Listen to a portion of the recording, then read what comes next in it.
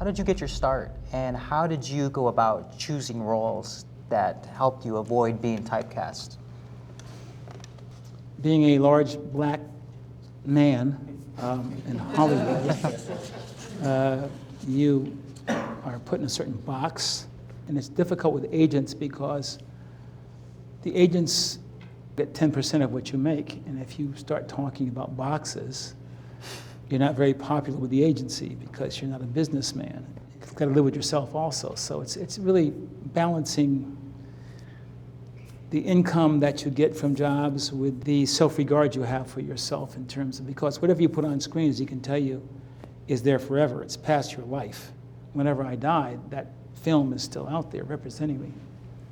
And so I have a daughter, so I want to be able to have some sense of pride in letting her see that movie. Now, some of you may know, Car Wash was billed as a comedy and starred Richard Pryor, Franklin Ajayi, George Carlin, and other comedic talent of that caliber. But your character, Abdullah, added an entire dramatic element that I personally believe elevated the film to the iconic status that it is now. Thank you. Were you directed to play Abdullah in that way, or was that your interpretation of that role? It was directed by the great Michael Schultz, and he were our best friends at that time. We knew each other through theater in New York, and this is who he believed the character to be, and allowed me to create my experience of the character. In those days, you know, as a young black man who was not only angry, but totally frustrated with the lack of change and opportunities, and I faced that. I see a parallel in that character and what's happening now, like in the Black Lives Matter movement. Your character literally has its own life in the movie. I had an assistant of mine, you know, this is recently, so he got pulled over for walking hostilely from the parking lot to Target. But see, Abdullah would have gotten pulled over too.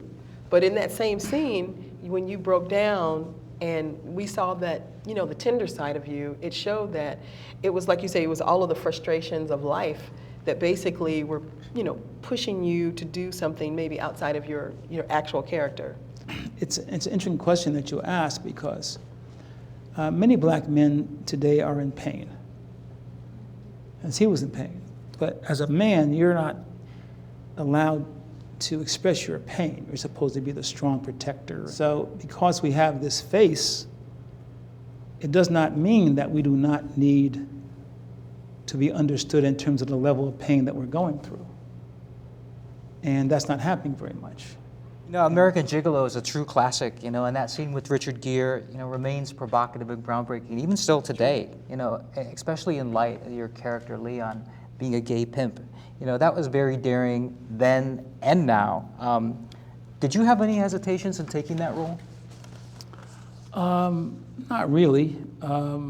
It was fun being in a film with Richard Gere, who I love as an actor. And the role had depth to it. It wasn't about being a gay pimp, he was a businessman. And he was a businessman that knew how to handle his business, so to speak.